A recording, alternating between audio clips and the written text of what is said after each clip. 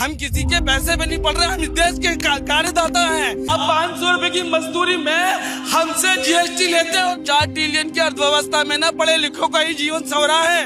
अभी भी ग्रामीण भारत में जीवन नरक है, शहरी स्लम में जीवन नरक है। जंतर मंतर पर करीब 1 महीने से भी ज्यादा दिनों तक चले कॉकरोच जनता पार्टी के आंदोलन के दौरान देश ने एक नहीं कई किस्म के नज़ारे देखे, युवाओं के कई रंग देखे, उनके चित्रकारी से लेकर कलाकारी और मीम्स की बाढ़ देखी।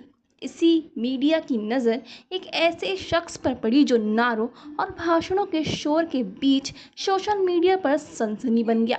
उस शख्स ने अपनी बातों से सत्ता के गलियारों तक अपनी धमक पहुंचा दी, जिसने बिना किसी बड़े मंच, बिना किसी राजनीति पद और बिना किसी औपचारिक पढ़ाई के पूरे देश का ध्यान अपनी ओर खींच लिया, जिसका नाम मोहम्मद इरफान है।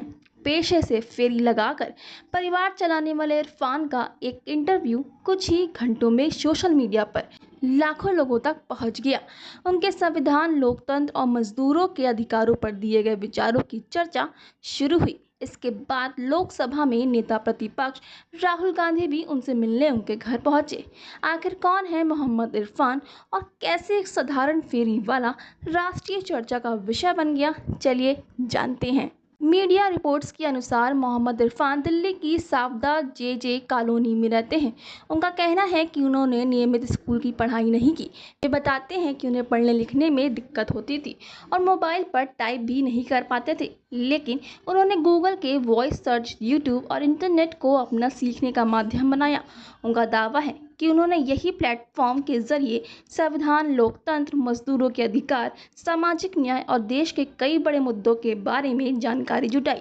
यही वजह रही कि जब जंतर मंतर पर उनकी बातचीत हुई तो उन्होंने कई विषयों पर विस्तार से अपनी बात रखी। उनका ये वीडियो तेजी से वायरल हुआ और देखते ही देखते लाखों लोगों ने उसे देखना शुरू कर दिया। हम किसी के पैसे में नहीं पड़ रहे, हम इस देश के कार्यदाता हैं, लेकिन सिस्टम के सताए हुए हैं। भरपेट रोटी खा लेना ही जीवन नहीं है। आप 500 रुपए की मजदूरी में हमसे जीएसटी लेते हो। 4 ट्रिलियन की अर्थव्यवस्था में ना पढ़े लिखों का ही जीवन सवरा है।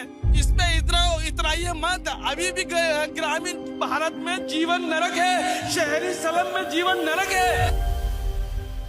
मेरा नाम मोहम्मद इरफान है और मैं दिल्ली के एक स्लम एरिया में रहता हूँ और रेडियो लगाता हूँ। घर पे बता के आए हो? पापा को बोला था तो पापा मुस्कुरा के बोलने लगे, मैं कीमत जा रहे थे, फिर भी वो सो रहे थे तो मैं बिन बताए आ गया। सर सोचिए ना, 500 रुपए की जीविका में अभी हार्ट अटैक पड़ जाएगा, कौन दे रहा है सर हमें कर्जा? बेहतर सुविधा मुद्दा, आप 500 रुपए की जीविका में आप हमको कहेंगे कि शिक्षा भी हासिल करिए और आप साफ सुथरे कपड़े पहनिए, सफाई में रहिए, तो मुमकिन नहीं है सर।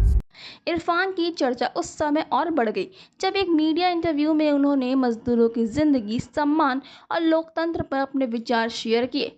उन्होंने कहा कि सिर्फ पेट भर लेना ही जिंदगी नहीं, बल्कि सम्मान के साथ जीना भी जरूरी है। उनके इन बयानों ने सोशल मीडिया पर अलग अलग तरह की प्रतिक्रियाएं देखने को मिली। कुछ लोगों ने उनकी बातों की सराहना की, जबकि कुछ लोगों ने उनके विचारों पर असहमति भी जताई। वीडियो वायरल होने के बाद कांग्रेस नेता राहुल गांधी मोहम्मद इरफान से मिलने उनके घर पहुंचे। कांग्रेस ने सोशल मीडिया पर इस मुलाकात की तस्वीरें साझा की और कहा कि इरफान जैसे युवाओं की सोच उनके हालात से कहीं बड़ी है। मीडिया रिपोर्ट्स के अनुसार इस मुलाकात के दौरान राहुल गांधी ने इरफान को संसद आने का निमंत्रण दिया और फोन पर प्रियंका गांधी से भी उनकी बातचीत कराई। दूसरी ओर इस मुलाकात को लेकर सोशल मीडिया पर राजनीतिक बहस भी तेज हो गई है। इरफान की जिंदगी आज भी पहले जैसी ही है। वो रोज बर्फ बेचकर लगभग 500 रुपये कमाते हैं और उसी से अपने परिवार का खर्च चलाते हैं। उनका घर अभी भी अधूरा बना हुआ है। उन्होंने कई इंटरव्यू में कहा कि उनका मकसद मशहूर होना नहीं था। वे चाहते हैं कि मजदूरों और गरीब परिवारों की समस्या पर भी उनकी गंभीरता से चर्चा हो, जितने दूसरे बड़े मुद्दों पर होती है। फिलहाल मोहम्मद इरफान की कहानी एक ऐसे आम व्यक्ति की कहानी बन गई है जिसने सीमित संसाधनों के बावजूद अपनी बात पूरे देश तक पहुंचाई। अब ये कहानी सिर्फ एक वायरल वीडियो ही नहीं, बल्कि सीखने की इच्छा, संघर्ष और सामाजिक बहस की भी कहानी बन चुकी है।